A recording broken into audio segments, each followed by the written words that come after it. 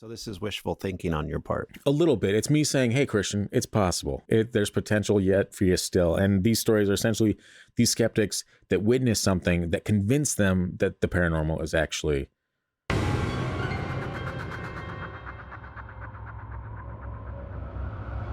very real. It is possible on some subjects, but not really on ghosts because they're not real. Oh, yeah.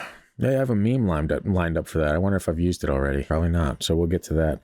So if you're a fan of memes that roast each other, the ratio is currently 80% roasting Christian and 20% roasting me. I feel like this first summer break episode is trying to roast Christian. No, it's not a roast. This is just shining a light once again on some stories from people that were skeptics that experienced something that they couldn't explain that made them believe in the other side, or it's spiritual or energy or paranormal in nature, you know? Fair enough. So I think we should kind of dive right in, you know? The sun is shining, the birds are chirping, everything is hunky-dory once again in the land of Alaska. Yes, the Thunderbirds are out taking people. I don't know how they're probably not like that. They probably don't sound like really weak. I would say it's more of a thunder, like a thunderous call. Well, the wings are thunderous, but the squeal that this bird makes is sinister.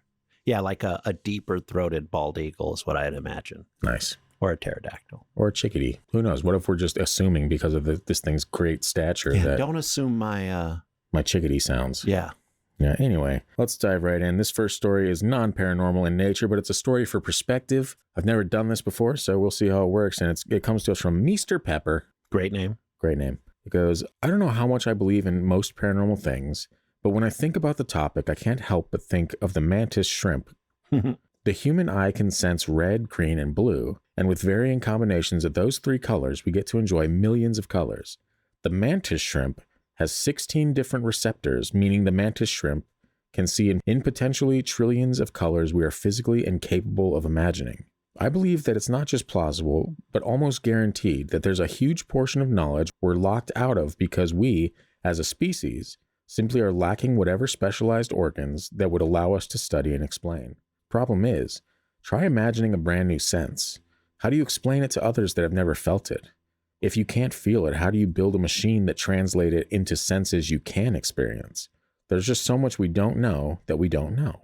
Current scientific evidence suggests that paranormal doesn't exist. I'm willing to say there's every chance that we don't know how to interact with that part of the universe yet, and that one day the supernatural skeptics, myself included, may be completely proven wrong. Haven't we discussed things along this line in the past? Or like I've said, you can see the world in ways that I'll never be able to see the world. Yeah. Or and other people see it differently than us. Like Amanda, when she was on the episode. Sure. She had mentioned the way she sees the world, and I don't see the world like that. You don't even really see it like that.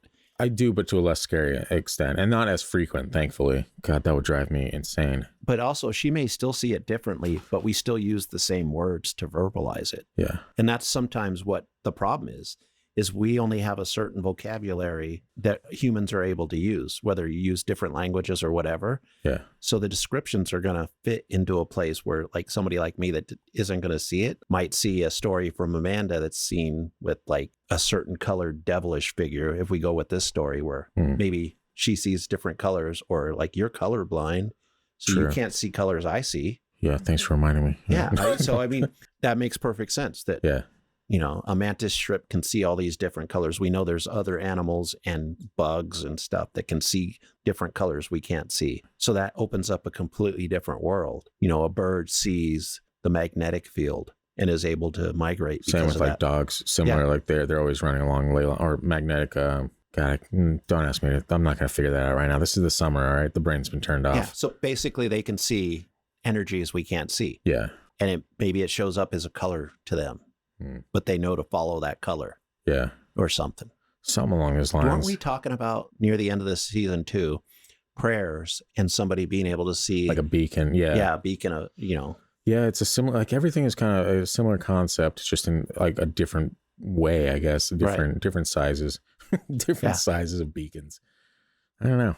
That's a crazy story, though. I think the weird thing is, yeah, Amanda, you and I all share one thing in common, is that we do have the certain receptors that are red, green, and blue. You know, so you can technically see this stuff, Right. But maybe it's just, I don't know. Maybe there's a certain thing that has to happen in order for you to pierce that veil, kind of, you know?